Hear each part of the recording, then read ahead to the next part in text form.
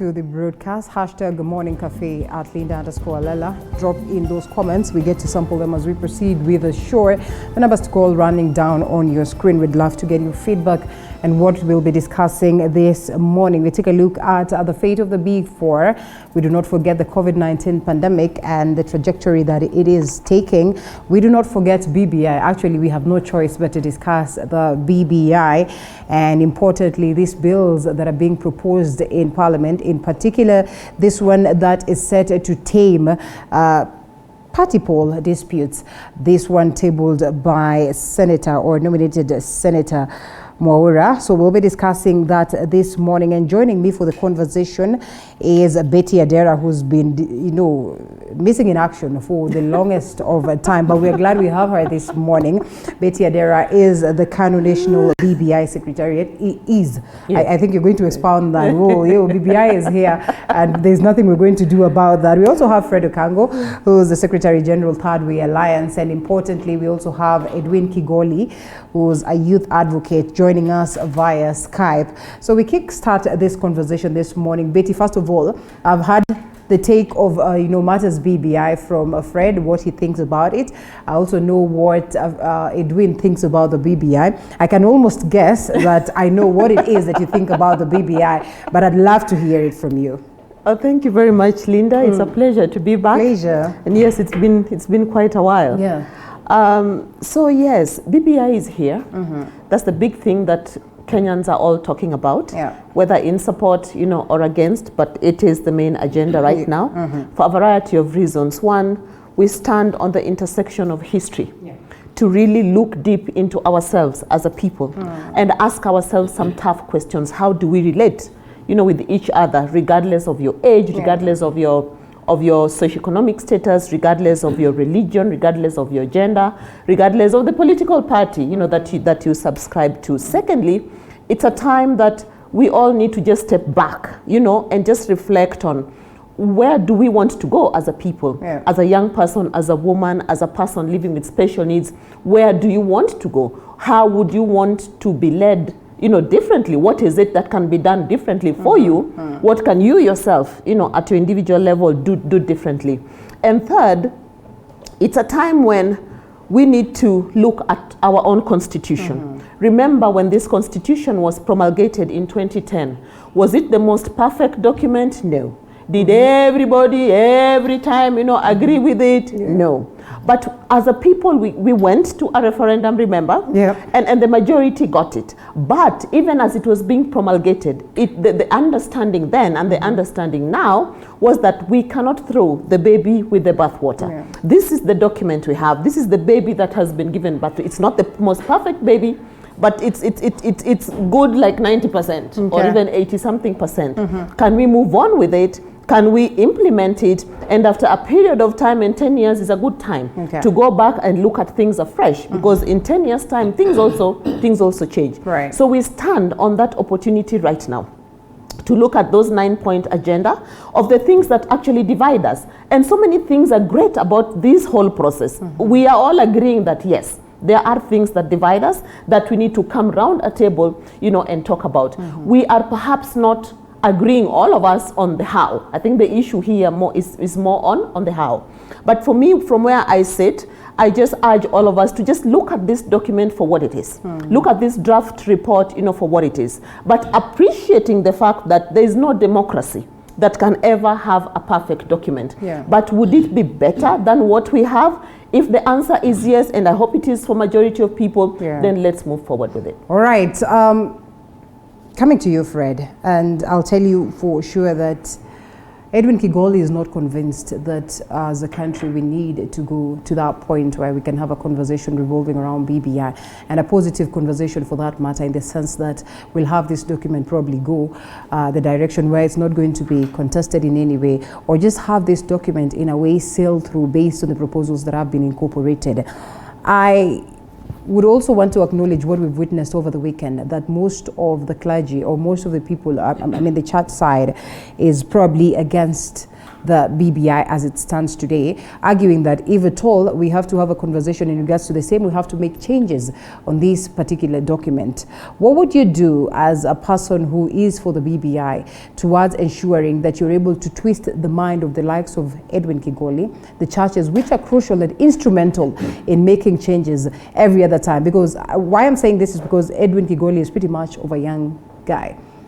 The youths carry the largest number of votes if we were to speak about voting today. What can you do to twist their mind? Thank you, Linda. I think it is important, first of all, to acknowledge the reason why constitution reforms are necessary. Yeah.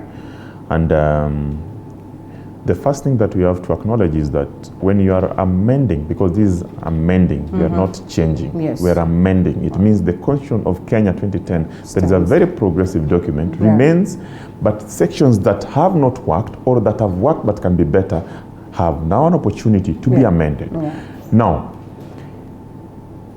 the constitutional amendment process is a negotiated process. It's a process that requires the public to participate. And indeed, in the two constitutional amendment processes that we have today, all of them, the public participated. The Punguza Mizigo, the BBI, public participated.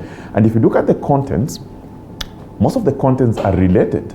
But I want to urge the young people this morning that probably have got doubts in the constitutional amendment process that are coming, to look at the proposal. Even if you don't love everything, but look at the proposal that are going to change the lives of young people. I'll give you an example. We're talking about creation of what we call in the ward development, the incubation centers. The money that is going to the wards, I keep saying majority of the Kenyans are in the villages, and the majority of them are young. And if we are going to have 5% of the 35 that is going to the counties, then it means now we are starting to create development from the doorsteps at the ward, at the village level. That will spur economic development and the young people as the beneficiaries. Number two, we're talking about prompt payment bill. Let me go to the proposed amendment bills. Majority of the young people that do business today, they struggle. And not only young people, even the elderly. The payment has been an issue. When you do business, private government, county government, you are paid after 3 years. You borrowed money, you are struggling. Today, you're talking about a prompt payment bill that the payment should be done within 60 days. Now, we're talking about the issues that are affecting the young people generally.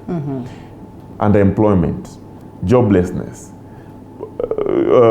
things to do with decision making, where you are not on the table but you're on the menu currently. We're saying the creation of the Youth Commission, that out of the 7 who will be commissioners, 4 of them will be young people. In terms of decision making in that commission, what means, even if they were to vote on decision making, it is the 4 that will carry the day. Basically, it means it is run by the people, by the young people. But look, as a politician, I also tell you, look at the recommendation in terms of amending the electoral amendment bill, the electoral laws, the Political Parties Act, that will require now that political parties must have the young people participate. And they get 15% of the political parties fund for having achieved that. It is a real incentive to ensure that the young people involved in politics. And I want to ask them this morning, politics is a way of life. Politics determine the food you eat. Politics determine the job you do. And the young people must now start engaging. Engage by reading these documents, engage by interacting, engage by asking questions, engage by representing your peers in this discussion. Because if we keep on complaining and criticize without reading, criticize without acknowledging that there are certain aspects that are good for us. Remember, this is a process that is going to create what is called equitable opportunity for economic development. And not just economic, but sustainable. The people that will enjoy sustainable development, Linda, are the young people today. Majority of the old are going. But we are saying, today, as young people, we have an opportunity to shape our destiny, politically, economically, and socially. And that's why this document is heavy on Article 43, that gives the economic and social rights, water, not just water, clean water, healthcare, security, and education. All right. That is where we are going. Okay, whether they are going or not is a question of wait and see. Well, maybe naturally we would argue that yes, they only have a short time, on this particular dockets that we are talking about. But we'll get to know whether indeed they are going or not, or whether the youths sort of feel like they are shortchanged in this particular case, or maybe they are being fixed for that matter. Kegoli, coming to you, you've heard what Fred has said. I do not know what you make of this. I don't know whether you've changed your stand on the BBI. I don't know whether you've been convinced enough that we certainly need to have this conversation and probably just try and take it to the next level in terms of seeing this document sail through. Well, first of all, let me thank Almighty God for the opportunity of being with you here this morning, Adila. And listening to my fellow panelists give their submissions, I think they've been very, very clear, and what they say is truly what is in the BBI document. And my position is that this is a document that is coming in at the right time, and as Kenyans, we need to rally behind the effort to unite the country, deal with the issue of post-election violence, and to deal with the issue of, the misconceptions and mistrusts that would precipitate violent, of course, post-election results. So I think when we talk about the status quo right now, the biggest question, as we had discussed last week, is how to create and sustain economic turnaround and development so that we recover from the impact of COVID-19. Many economies have taken a very, very serious dip and hit as a result of COVID-19. And right now, we see the largest number of young people rendered unemployment, and not just young people. We've seen a lot of people being furloughed because of the harsh economic realities.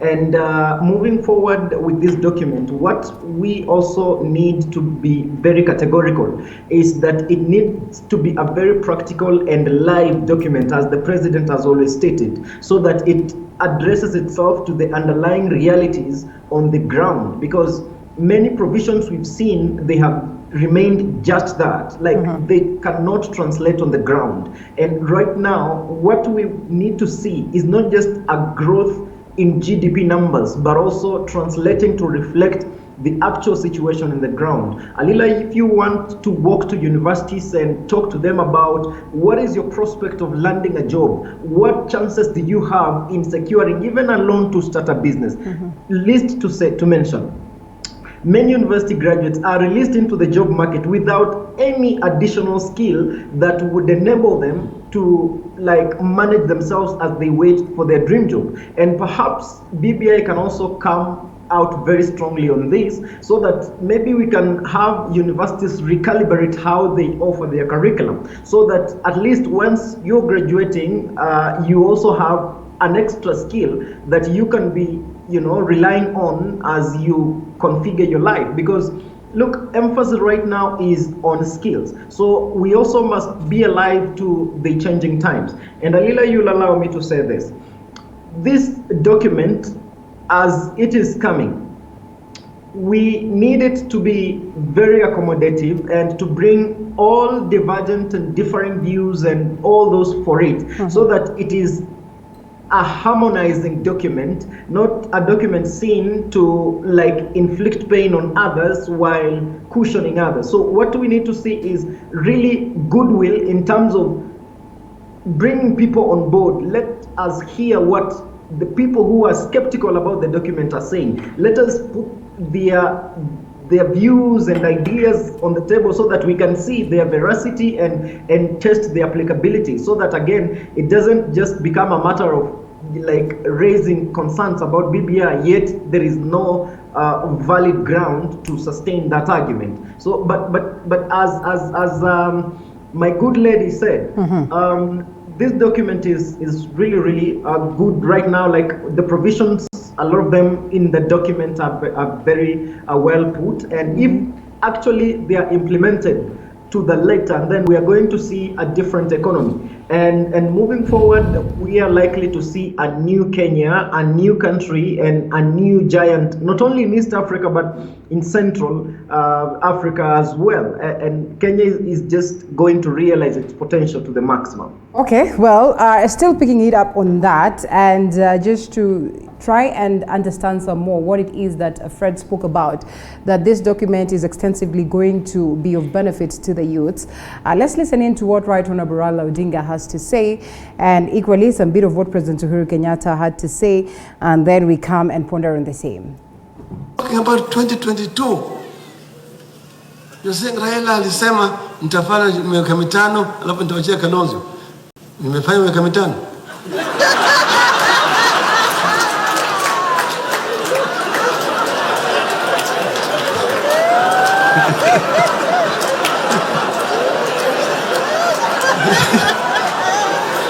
Hiyo ni sari yangu kati mimi na Kalonzo. Sivyo? Ama sivyo? Tutakaje? Sisi tumesema at least Raila does not have to be a president of the country. So long as you can deliver people to where you want to go. Even Kalonzo. What we are trying to do is much more fundamental, it's much more important than becoming a prime minister, a president, a deputy prime minister, or whatever it is. Well, we do not have that one of the president, but all the same, we have it. Okay, but all the same, I know what it's all about. President Uhuru Kenyatta arguing that, you know, at this point it's clear that we might not be able to get the Big Four agenda being realized, that probably there needs to be more time for that to be realized. And the likes of Martha Karua saying to him, you know what, it's not necessary that you make changes in the constitution for you to get into that point where you'll still be in leadership. And the president says that he is not focused on that. He has no interest on that. But, you know, what it is that these gentlemen are also speaking about is giving us more of mixed signals. Baba says we actually say that we do not necessarily have to have him in power or as president for us to have development in the country, for us to see the nation taking a better trajectory. But again, equally argues that, you know what, he has not done 5 years.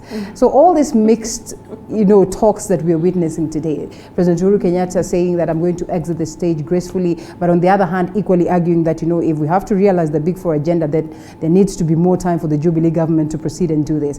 I mean, can the youths even sit comfortably and say that, you know what, BBI is all about the youths? You're very right. And this rhetoric is a matter of interpretation. And again, depending on which side you are from.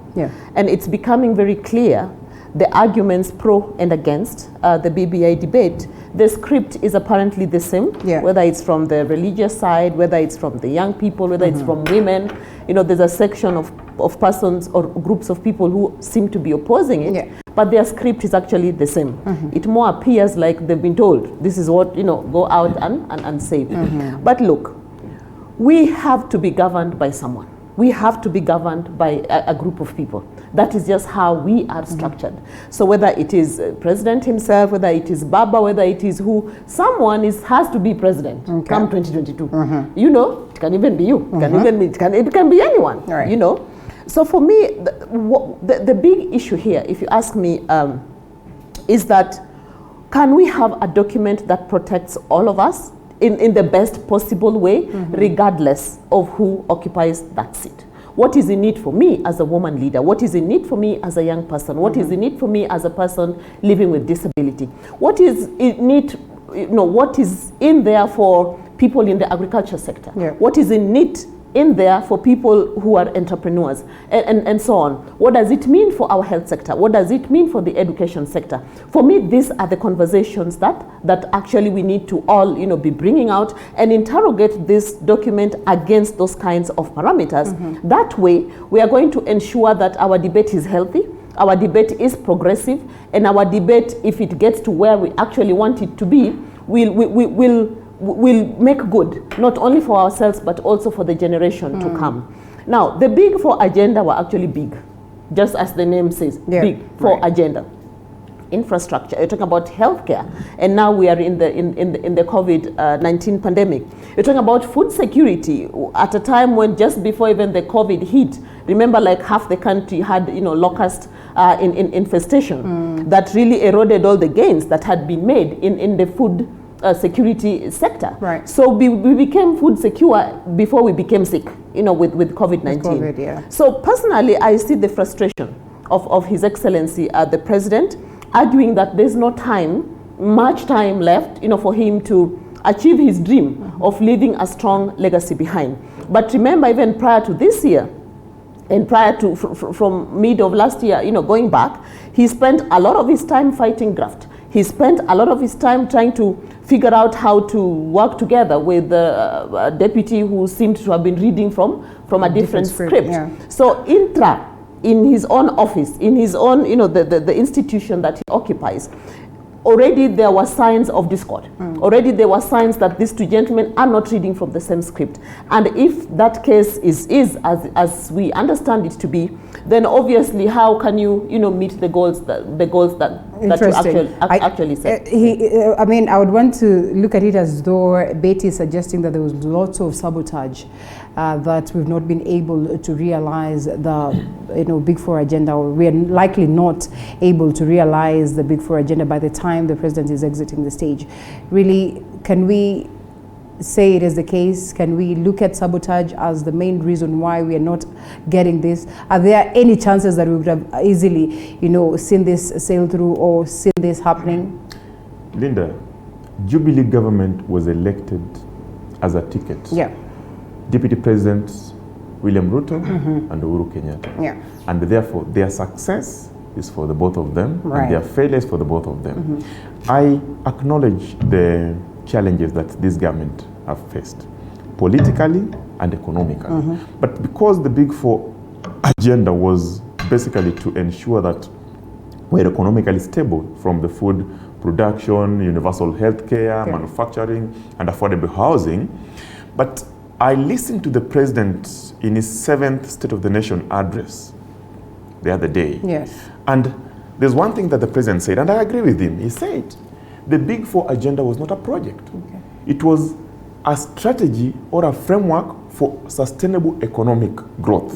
And it means that even if it is not the President Kenyatta in the coming government, then whoever will be president will now start looking at that as a framework to ensure that we are food secure, we have universal health, we have manufacturing, and we have affordable housing. That was a strategy towards economic development. Number two, the president works together with the other arms of government, the judiciary, the legislature, and the executive, of course. But if you look at what has happened to the Jubilee government today, you have seen people reading from different scripts. And the president went for support from unlikely quarters in the opposition. And they gladly accepted that this is our country. And by the time the opposition does that, it means they acknowledge that there's a problem. And in African culture, they say, it's only your true friend who come to your rescue when you have a problem. So I want to believe the president got true friends and they're helping him today. And that did not sit well with other people. So in my view, I think it's not about whether somebody was sabotaging the president or not, but it's about the challenges. As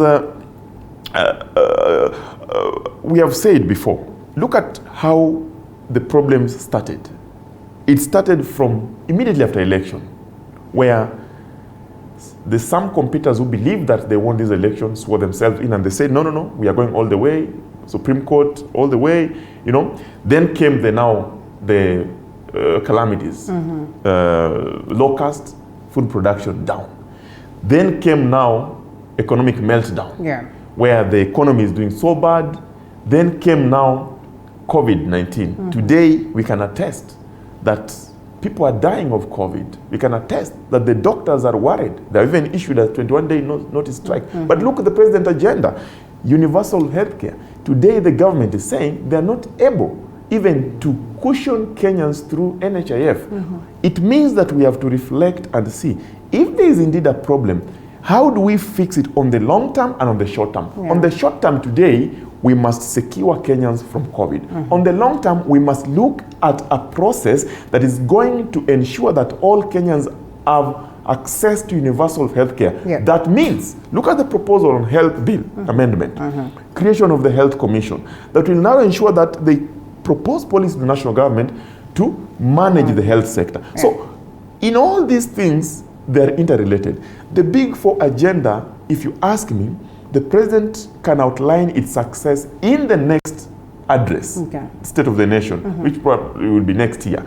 But as it is today, it is important to look at the short term and the long term together. The short term are Kenyans are dying of COVID. Hospitals have no oxygen. The frontline workers, the health workers, are scared. They have lost their colleagues. And I want to believe the government is doing something about that. However, we are not going to have COVID for the rest of our lives. Yep. It will go away. When it goes away, how prepared are we for the next calamity? That is why we are talking about constitutional amendment that will secure Kenyans from such. We must go economical. We must go social. And lastly, we must ensure that as a people, we unite whenever there's an issue that affects all of us. Yeah. But when people take advantage of our misfortune and fight from within government and fight the people and put blames that today Kenyans are dying because so and so, today Kenyans are dying because the government has failed. As individuals, remember that's why BBI is proposing, we must now look at what is called citizen responsibility. Right. You defend your country. In defense of your country, you must follow the protocol, you must follow the rules, you must pay taxes to ensure that the services are supported, you must provide for your family, you must ensure that you do the right thing. But most importantly, in defending your country, we must be people who abide by the rule of law. And that's why today we are saying, any document, even if you don't want BBI, even if you don't want Punguza Mzigo, but is there a document out there, or is there something in those two documents that now speak to the core of economic development, to the core of social development, to the core of political inclusivity that will make this country not go to war again? Because we have seen the reason why we fight is because of political inclusion. That's it. It affects the economy, it affects our social life. We must now go for the issue. Those issues require that the Kenyans make a decision in a final public participation called a referendum, majority of them. And the majority of them also require the members of parliament. I don't see the reason why today the members of parliament cannot pick the proposed amendment legislation bills, health, prompt payment, the HELB, ward development, to start looking at them so that we progress. And then if there's only one issue or two issues that will require Kenyans to make a decision, we can arrive there later. But as a party, we believe that constitutional amendment, and that's why we came in Punguza Mzigo, constitutional amendment is important to ensure that we have a long-term solution. The current short-term solutions, the government must fix. They have no option. They must fix them. But the long-term involve the public to ensure that we secure a roadmap to inclusivity, we secure a roadmap to economic inclusivity, political inclusivity, and social inclusivity. And all that can diligently, of course, be achieved, and like you rightfully put, it can be done. But Kegoli, coming to you, we still do not experience much of goodwill in terms of saying to it that, the policies that we have, the constitution itself, the rule of law is, followed to the latter.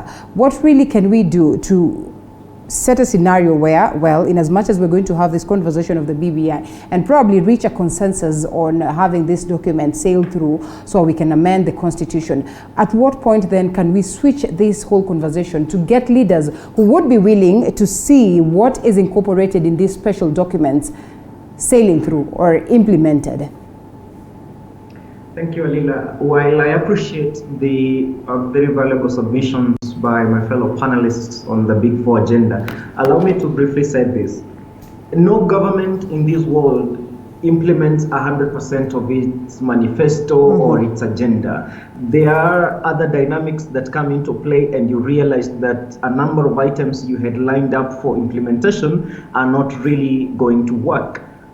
Maybe you're time barred or just other dynamics play in and you're not able to do that. But again, I must say that our Jubilee government came into power on the promise of course, digital transformation and the likes. So what personally I needed to see was a full implementation of what the president had promised in terms of at least building computer laboratory in secondary schools or even in primary schools, so that every Kenyan has a chance to digital content or being computer literate. But right now, Alila, you walk around the country, you still meet hundreds and hundreds of young people not having computer knowledge, and you ask yourself why at this age and time.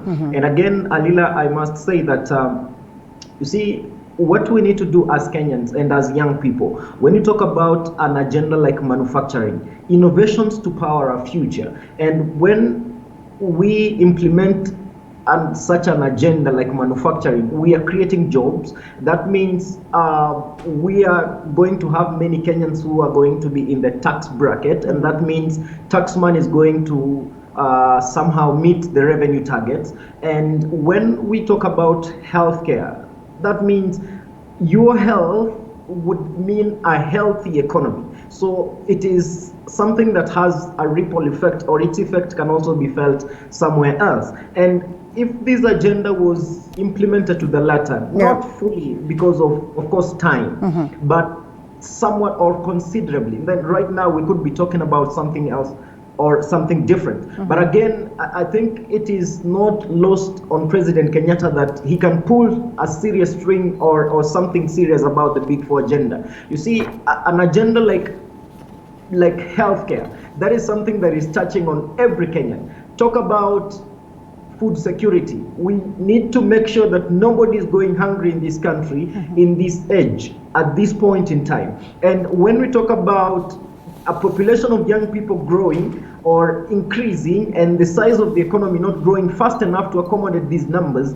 and then we need to ask ourselves, is government providing enough incentive either to the private sector or to young people to make their lives better? And when government is incentivizing or giving a healthy environment to the private sector, that means we are going to have so many investors coming in, either through foreign direct investment, local investment. And when government is able to finance its plans without necessarily borrowing from the local market, because when government borrows from the local market, of course through ways such as floating bonds, of course you realize that banks trust government bonds more than anybody else. So of course they will put their money there, and that means the private sector is starved of money to lend to people. And Alila, you will appreciate the fact that most of our financial institutions do not trust our young people. Yet our young people could be the masterstroke in unlocking the economic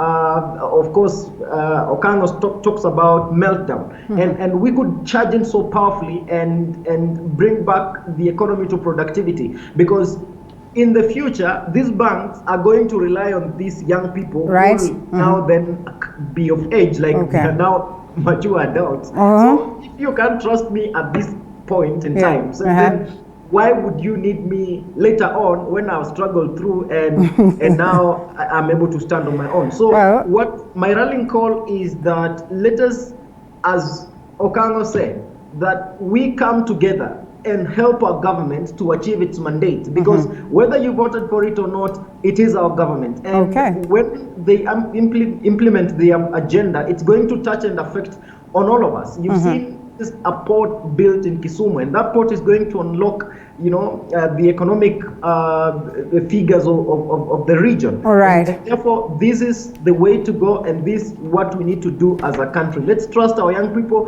Let's give them incentive. Let us train them, and let us give them an environment like as the BBI is proposing. To be able to thrive in business. All right. Well, as we leave that aside, COVID-19 is here with us, and CS4 Health, Kagwe has called on a special meeting of the National Emergency Response Committee that is set for today. They want to review, among others, the rising number of COVID-19 cases in the country. The 7 days that have lapsed, according to him, have been the darkest, at this point of dealing with COVID-19. The country has been losing approximately 20, lives a day.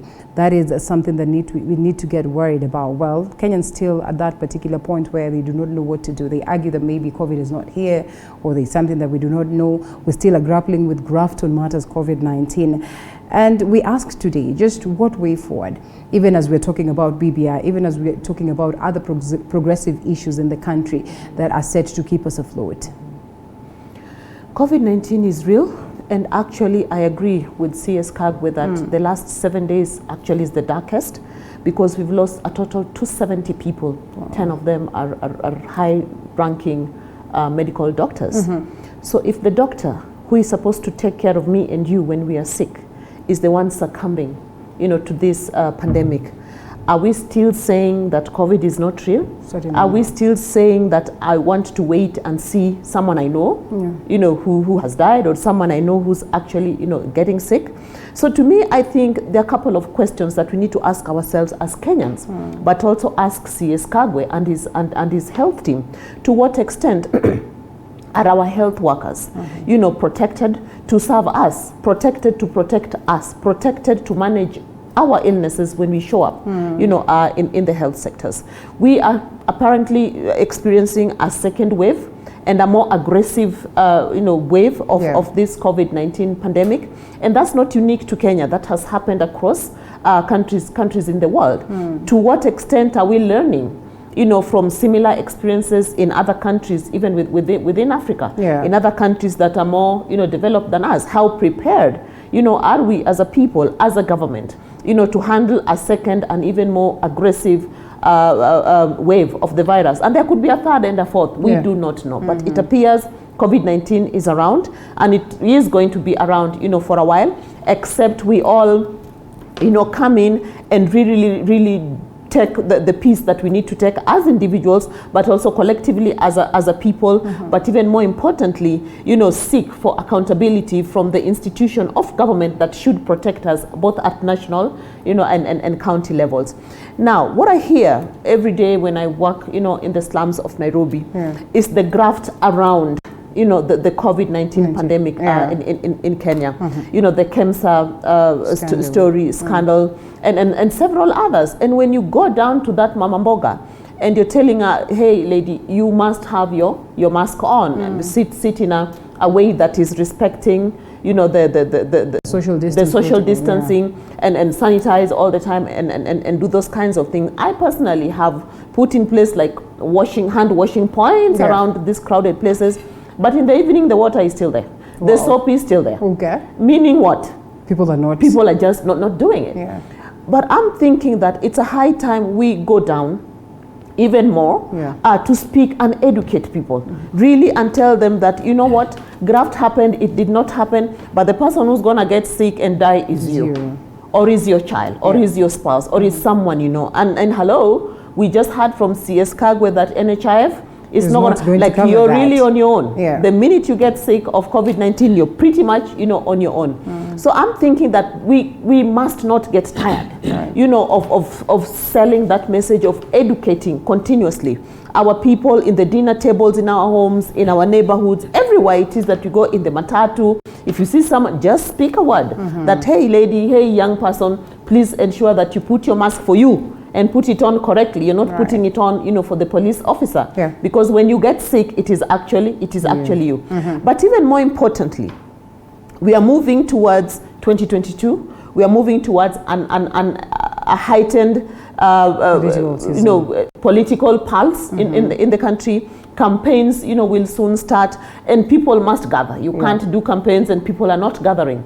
We just watched the Americans go to the polls, campaigns and go to the polls.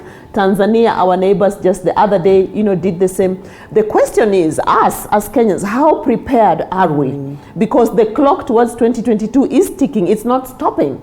But how prepared are we? What should be the message of our leaders? What should be the message of the politicians if you want to gather people? The ministry, the government, from the president himself, they give protocols on how continue doing it, yes, but do it this way. Right. To what extent Are we holding each other accountable? And to what extent are we holding our politicians accountable that, yes, we want to come to your rally, we want to come to your event, but to what extent are we safe, coming there? So COVID-19 is a conversation that must continue to happen.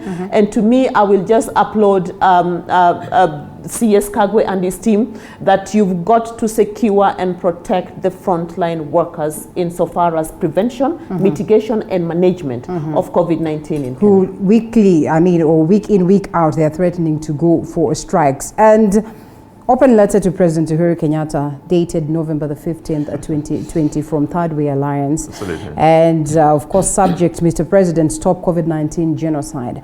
A letter that is coming barely 2 weeks or so after President Uhuru Kenyatta gave the address, not the State of the Nation address, but the address on the situation of COVID-19 in the country. Probably mentioning some of these key things that have been incorporated in this particular letter. What pushed Third Way Alliance to see it necessary to again proceed and draft this letter to President Uhuru Kenyatta in most of the key things that he's probably tried or attempted to address? And what makes you think he would bring in a different approach to address this? The president has been very consistent, and he has said that for us to go through this pandemic, we must take personal responsibility first. And in that letter that I wrote to the president yesterday, and it was published by a section of the media, we reminded the president of his duty, that he took an oath to protect the lives of Kenyans. Yeah. And he has done it diligently, and we thank him. But he also said, look at the recent deaths. We have gone now to positivity rate of 18%. Remember, the World Health Organization recommended that when you get to 5% or below, now you can start opening up. Yeah. We are back to 18%. Forget about that. We are seeing deaths of frontline health workers. Right. We are seeing death of legislators. Basically, it means the COVID-19 has penetrated everywhere. And therefore, while the president has done so well, and we congratulate him for that, it is important that we also tell the president to keep on doing what he's doing, to affirm his authority by protecting the lives of Kenyans. Tomorrow, a section of politicians will come up again and forget, because they forget, they'll converge. But the president must remind them. So our letter to the president was to remind the president and the entire country that we are not out of the woods yet. I am very disturbed when it has stretched to an extent that the government cannot provide Medicare through NHIF. Right. That sends a signal that this pandemic is even now bigger in Kenya, because the government cannot support its people. What do you do at that point? Personal responsibility that the President Kenyatta has been saying. We must now ensure, as we have been saying before, mask up, social distance, wash your hands, those basic things. But most importantly, when we have people amongst ourselves who have got pre-existing conditions, and then they expose themselves, or we expose them to this danger, chances are very high that they might not survive, because this pandemic is real. What do we do in that instance? We must remind our leadership, we must remind ourselves that this time round, we don't want to see any death. We don't want to hear that the people that have been tasked to protect us, the police, are dying. The health workers are dying. The legislator who are supposed to be sitting in parliament to ensure that they legislate on issues of sustainability and to, all those matters, are dying. It is worrying. As a party, we believe that the government has got the greatest responsibility in securing the needs of their people. And that's why yesterday, we reminded the president with humility. And I believe the president will react. I've seen that the CS Health, Mutahi Kagwe, has called for the committee, and they're going to discuss this. So we believe that in our own way, we are contributing towards the efficiency of securing the people. So it is important, Linda, that we look at this thing and remind ourselves, because politicians tend to forget. a politician, when they see a crowd, they'll forget that there's COVID, and they pick the microphone, they throw the mask away, and they start talking. But when we remind ourselves, the Bible also says that remind them even if they know. We have to remind ourselves every day. And as politicians, we must do it, because if we don't do it, no one will do it. Kenyans are watching, and they are saying, how about we change tact? We change tact in the sense that we can, the only good thing with this COVID, it has brought an element of applying ourselves to the technology, such that there are certain things you can do, but you can do them wherever you are. Today, my brother there is not with us here in the studio because probably of the social distancing. But look, he is contributing. We would want to see a situation where the government now embraces technology to do certain things, and the public, so that we don't expose ourselves to the danger of COVID. We have seen the positivity rate increasing. We have seen people dying. Look at what is happening in Western Kenya today. We have lost people that are meaningful to this country, that contribute immensely. We have lost doctors, we have lost politicians. We must now take care of ourselves. And that letter, we would want to even deliver it to the president this morning. Okay, well, and we certainly hope that it gets to him. Meanwhile, I would come to you, Kegoli, and really, we've seen COVID-19 being an impediment to most of the things, or 3/4 of the things in the country. BBI itself is likely to even, be more of an, obstruction or a hindrance to, of course, the conversation on matters BBI. If you've had most of the Kenyans or most of the people who are against the document saying that, we're dealing with COVID-19, we do not want to hear anything else, that will be discussing a different conversation as opposed to that one that will help us deal with COVID-19. All this money should be channeled towards dealing with COVID-19 as opposed to us talking matters BBI or matters referendum. When we take a look at the trajectory that we are taking, the numbers and how high they are, we have mentioned the fact that NHIF won't be covering us whatsoever. We've had the conversation that our medics are dying and they have threatened to down their tools a couple of times. What does it make you feel as a youth? What does it make you feel as a person, who sits in this particular country as a citizen who feels like they need to be protected by the very same government that is serving us? Thank you, Alila. What, first of all, it looks like to me is like you're in a battle in combat and you're losing your key soldiers. So at some point, if that trend continues, you will reevaluate if it is worth to continue fighting. But again, do you have any safe haven if you stop fighting? We must fight with the last drop of blood we have, or to the last piece of strength we have, because if we don't fight and combat this COVID-19, it will claim us. And you've seen this is a health crisis that has serious, of course, consequences on the economy. You've seen how things are going, not only in Kenya, but also around the world today. And this COVID-19 is like a monster seen never before. And I think what we need to do as a country is to rally resources. Resources are very key in fighting this pandemic.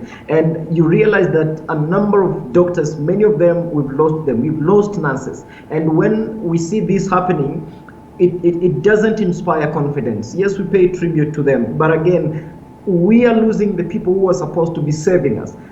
And then if we lose our healthcare workers who are supposed to fight this pandemic. So I think Ministry of Health, of course, with the larger government, should be more pragmatic and more targeted in providing protection to our healthcare workers so that they are enabled to protect and treat Kenyans, that we defeat this virus, because this virus is here with us. Look at the statistics from schools. It is a very, very worrying trend. And looking at the possibility of schools reopening in January to full capacity, and then do we have proper infrastructure in our schools to accommodate the numbers? Yeah. Because even before the pandemic struck, we had schools that didn't have infrastructure at all. We had schools with limited infrastructure. We could see students crowding in a classroom. So has that improved yet? and I'm not confident. Perhaps the infrastructure is still as it were, and maybe where there wasn't, we are yet to see schools being built. Okay. So maybe as Professor George Magoha said, that now government is committing about 8 billion in terms of expanding infrastructure in school. This should have come way before, but we appreciate that it is being talked about. So can we see an action plan? Can we see movement on the ground? Can we see translations on the ground so that it just doesn't remain a promise or something the CS is saying? And Alila, you'll permit me to say this, that when we talk about combating this pandemic, and I appreciate what my big sister said about like erecting the watering points, but people don't use them. Mm-hmm. You see, according to Dr. Dambisa Moyo, who is a global economist, is that she says, and she argues, that when somebody is worried about how to live, how to fend for a family for today morning or in the afternoon or in the evening, they don't care too much about whatever else they need to be worried about. Like, people will go on with their businesses because in the end, washing hands every now and then will not guarantee a meal at their. You see, that is the thinking that Dr. Dambisa Moyo tries to paint, that people will be concerned about how do I get that 200 shillings? How do I get that 100 shillings? So that when I go back home,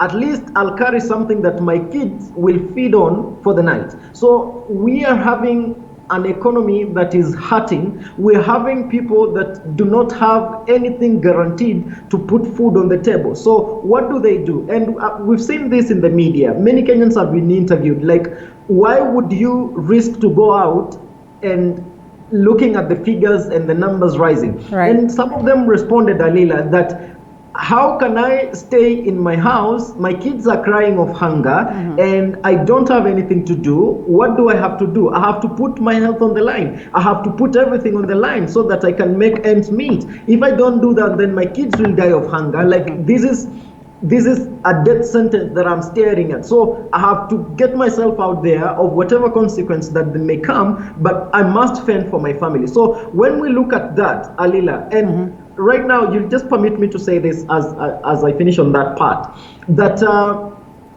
right now, the government has taken a serious hit in terms of revenue collection, because the intervention measures or cushioning measures the president outlined, at least to keep the economy afloat. Of course, they're coming to an end somewhere in January, and you want to ask yourself, we are going into BBI, and it is saying that young people should at least they're given a 7-year tax holiday, and there is a 4-year HELB moratorium, and the question that comes to the mind of an economist is that how will government finance this tax holiday and the moratorium? Of course, it will take a number of measures, and possibly it could go the way of borrowing, it could go the way of budget cuts, of course, through rescaling other programs. And maybe we need to talk to our military generals that the money is directed to the hardware that we might not need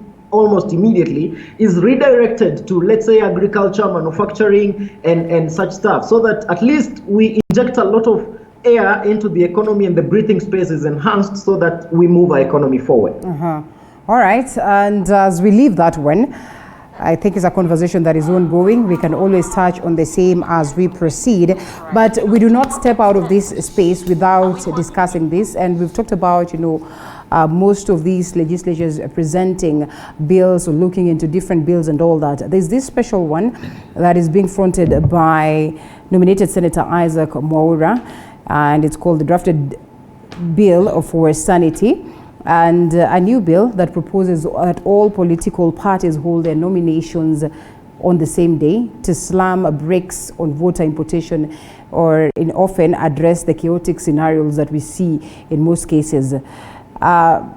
First of all, would you advocate for that? Wouldn't that be as good as a mini election in the country? He goes ahead to say that, we should even have off days on these particular times so that people can go out there and vote within their own specific parties. Will it come in handy to address the chaotic scenarios that we witness during party nominations? I think it would to some extent, but a lot more needs to be done to contain the chaotic, party primaries that we see. But parties are independent, and parties make their decisions independent of each other. So for me, saying that all parties hold their primaries on the same day, everywhere in the country, that perhaps might not hold water for me. And also saying that, can we take a day off? Hey, Kenyans, we need to work. Okay. Remember, there are so many other days in the year that we take off anyway, and the general election itself, is also a day off for people to go and vote. However, this particular bill, in my view, brings to the fore the conversations that we need to have at the political parties level, intra and also inter, right? Because if you look at women, if you look at young people, the weakest link has always been their political party. Because in some instances you find that if you have the money, you will get the ticket even if you did nothing, in the ground. And that person who actually has put herself out there as a young person, as a woman, will actually not get, that particular opportunity. But I believe that if political parties strengthen their internal structures as we in KANU, are currently doing, then perhaps the issue of party primaries being chaotic, would become a thing of the past.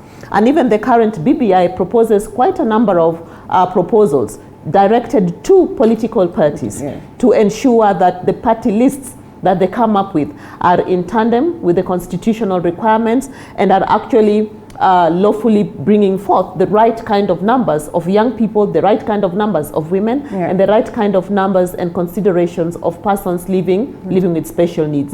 So for me, I think this is a good conversation to have. If we can have it even more within the framework of the BBI, I think that would even be better. All right, coming to you, you stand, of course, within a certain party. Sometimes we've seen these difficulties that, culminate within parties, especially during times of nominations.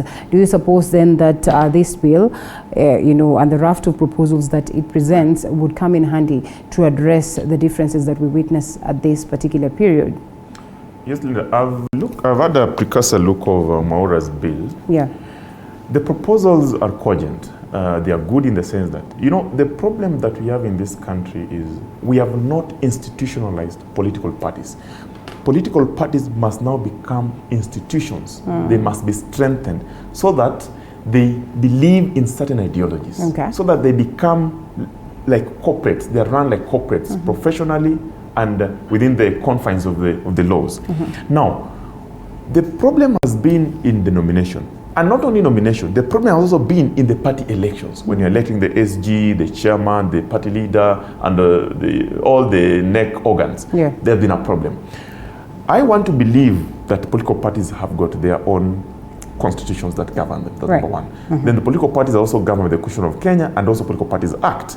But when it goes to nominations that leads into a general election, we must be very careful. We must be very careful in the sense that there are certain areas in this country that the moment you clinch the party nomination, you are in. You're in. And you see, people do everything possible to get that nomination, including buying. So that proposal by Mwaura is a good proposal because it's now going to ensure that the real candidates that deserve the nomination get it. And women have been excluded because of historical justices.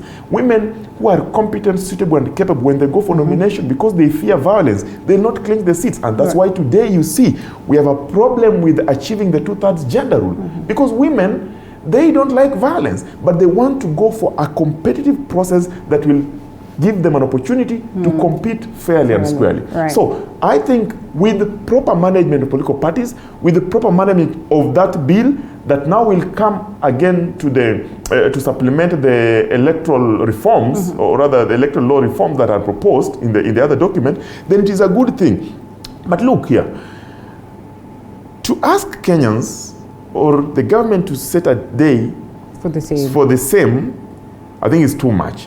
But it is important that the employer to recognize that Kenyans have got a political right in the Bill of Rights under Article 38 that demands of them to participate in politics. And therefore, if the employer will recognize that and respect, then whether they are given full day or a few hours to go and participate and exercise their right in that forum, that's not an issue. The issue is, if this bill is going to strengthen political parties, is going to streamline the nomination process, is going to ensure that political parties now are institutionalized and they deliver the candidates that the people deserve, not the candidates that the leadership deserve, then it is a good bill that should be supported. We always see, new parties coming up. We see coalitions coming on board, and we see people defecting to different other parties. Can we confidently say that democratically as a country we are at that point where we can confidently institutionalize parties, as you rightfully put it, without having lots of hiccups that would probably alter the entire process? We can't say that, but look at where we have come from 1992. Look at where we have come, multi-party democracy. Look at where we have come to date. We can easily say we have done fairly well. And with time, we'll be at the level of South Africa, US, where people look at ideas and not parties. Because there are certain regions in this country, the parties are predominantly in those regions. And that's why the Political Parties Act requires that the party shall have the regional diversity of the people of Kenya. It means the representation in the leadership of that party must reflect the face of Kenya and must include people with disability, or the SIGs, the special interest groups, and young people and women and the rest. We have not reached there yet. And again, this needs, requires the people's participation, the public to participate. Let me tell you, Linda, today, people talk badly about politics, but I can tell you, it is only politics that will ensure that you have the right leadership. So if you don't participate, you might not be a politician, but just registering to become a member of a party to ensure that even the leadership in your party is the right leadership will make a great impact in the coming leadership. So for me, I urge Mwaura to push that bill, and I also urge his colleagues to support him. Because you see, at the end of the day, we are trying to make things better. If there are issues in that bill that can strengthen political parties, and the other thing that we need to push for, most of these political parties don't manage to get elections or representation in parliament. But they are required by the Political Parties Act to comply. They are required by the Register of Political Party to comply. How do they get their funding? So the other option that, the other issue that must be addressed, and I hope Mwaura is watching and listening, is let us look at how do we ensure that we fund all political parties, even if it's not to the same level, but we fund them so that they are forced by law to comply. And then now this party will start attracting candidates, attracting membership. Then we shall have strengthened the institution of political parties. And now when we go to an election, even if you're going to do coalitions, there are coalitions that are stemming from structured policies, from structured parties, and you bring out candidates that people can now say this is a Kenyan candidate, not and so candidate. All right. Well, Kigoli, I'll read some snippets of this particular proposal, and I get you to react on the same one. They say that the day or days specified by the commission, that is if this bill is to sail through, for the conduct of party primaries for a general election shall be a public holiday. The proposal also imposes heavy penalties on employers who block their employees from participating in party primaries. Should the bill become law, political parties entering into coalition will be required to provide nomination procedures. And Mwaura equally says that the current conduct of primaries is undemocratic and contributes to poor leadership. Lastly, many times you get people participating in primaries with only identity cards, a situation that allows vote buying and other democratic processes. And he argues that making the day a public holiday will allow more people to go out there and vote. We will be saved from a lot of bad candidates. First, I am certain that Betty here is a registered member of a certain party. We also have Fred Okango, who's a registered member of a certain party. I am not. Kigoli, I do not know if you are. But looking at it, would you have that confidence as a Kenyan, if at all you do not have a political interest, to go out there and identify a party that you identify with and proceed to register as a member? I think allow me to begin it this way. In this country, we nearly domesticated everything from Niccolo Machiavelli. So, as a student of political science, you see, in this country, it's not about the economy running politics, but rather politics dictating everything that needs to happen everywhere. So, and that's how we are getting it wrong in some aspects. But looking at the bill as it is right now, if first then we are looking at something better, something good. Just my fear is that it is going to that very same forest. So I don't know how it will be received or how it will be implemented, or like just how it will be once it becomes an act. So for now, it's like we can give him the much needed support as he wants, and we pray that through the legislative process that bill is well assessed and passed. But I would say that it's a bill that is coming in at the right time as well, and maybe we need to look at it more deeply and more keenly. However, we give it, of course, the support that it needs, and I think it is going to create a better situation, because we've seen how party primaries have been, and personally I've seen like how these things happen on the ground, and you would be left wondering how even is it happening. Yeah. Because first, when you get it wrong at the primaries, that means at the general election you're going to get it wrong. And we've seen some crook people who masquerade as leaders, and they buy voters, and they use the money they have to influence voting in a particular direction, and that's how we start to suffer about bad leadership, because we got it wrong from the word go. But now when we have discipline, when we have like procedure and rule dictating how to get in leaders right from the nomination process, and then we are looking at something way better.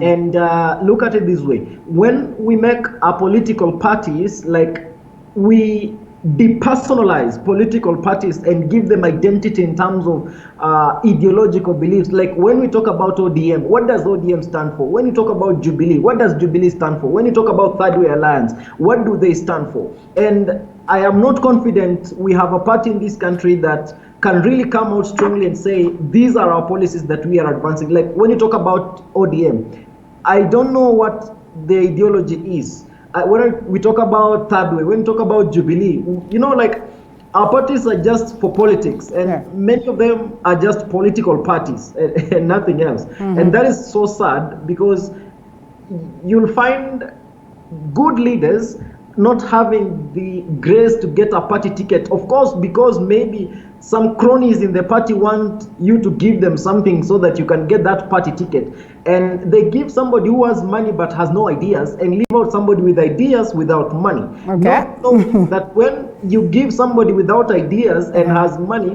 they will mess up lives of Kenyans, because they'll have no idea what to do with the public. They cannot make decisions, they cannot be visionaries, they cannot know how to handle changing times and circumstances. But when you give people who have a vision, have an agenda, stand for something, believe in something, like can embark on a cause and see it come to fruition, then we are talking about a political system that is going to be responsive to the changing demands and times. And you'll want me to joke a little bit with my brother Okango. You see what Third Way Alliance did to their party leader. I think that was a precedent. I've never seen that happen.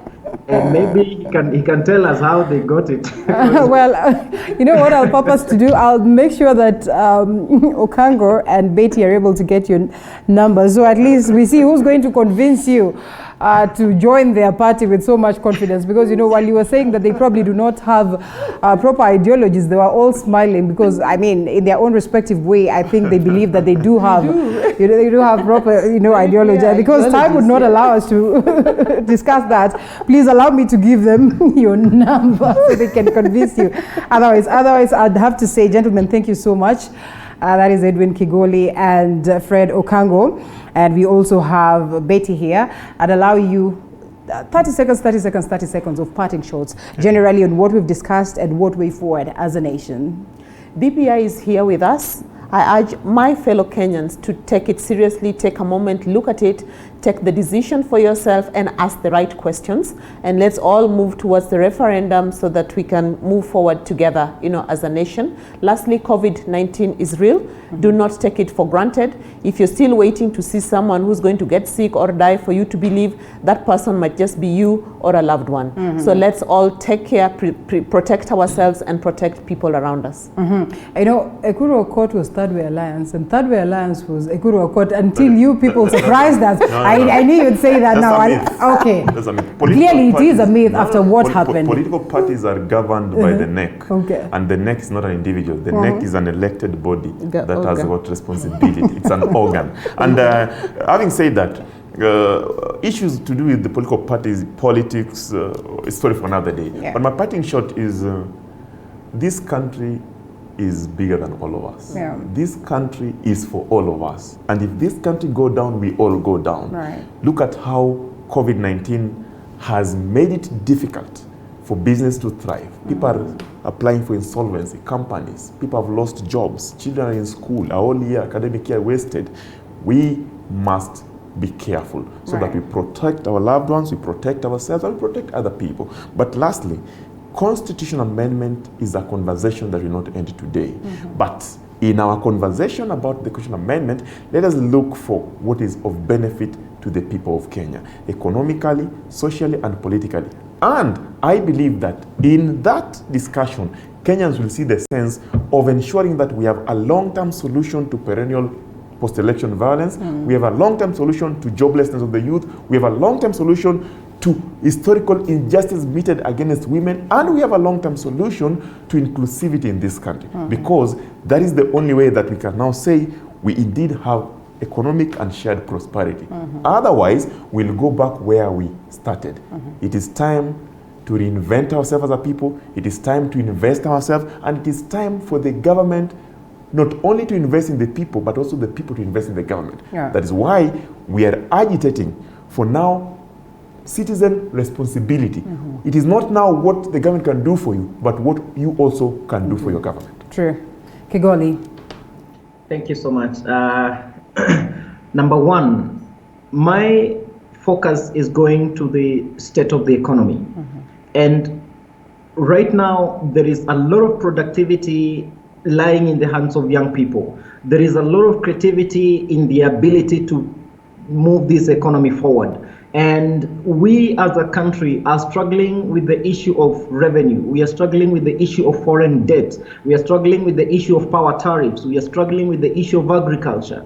And we've seen NCPBA, not being able to collect cereals and produce from farmers at the right time. And we've seen, grain go bad in farms. And we have of course, National Cereals and Produce Board. And we've seen our leaders make mistakes when they shouldn't be making. We've seen, as a country, when we should be rallying together, we're pulling in different directions. And right now is a rallying call under BBI that all of us need to come together and realize that there is a greater good in us coming together. Let us, bring ideas and propose better ways of making BBI a better document, so that in the long run, in so many years to come, we will look back and say it was President Kenyatta and Right Honorable Prime Minister Raila Odinga who initiated this great prosperity that we are feeling right now.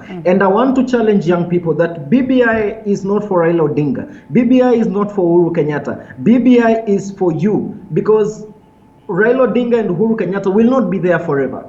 But young people have got many years left on their lifeline for them to become greater people and responsible citizens. So let us give this document the due attention it deserves. Let us see it as a document that will affect not only us, but the generation to succeed us. So let us rally effort, let us rally ideas and brains so that we make it a better document. We agree and pass it uncontested so that we can save those resources and pump into SMEs and make young people more productive so that we bring a lot of people into that taxable bracket so that KRA can meet its revenue target and we can demand better service from government. I am curious. I'd love to know whom you spoke to that got you changing your mind to this level, but all the same, progressive, so to speak. Thank you so much once again. It was good having you. Edwin Kigoli, political analyst, Fred Okango, Secretary General, Third Way Alliance, and lastly, Betty Adera Kanu, National BBI Secretariat. Thank you so much for having a time to be with us this morning, and equally thank you so much for your feedback back at home. We'll be going through that later on as we proceed with the broadcast. Up next, Martha's Nutrition. Don't go anywhere.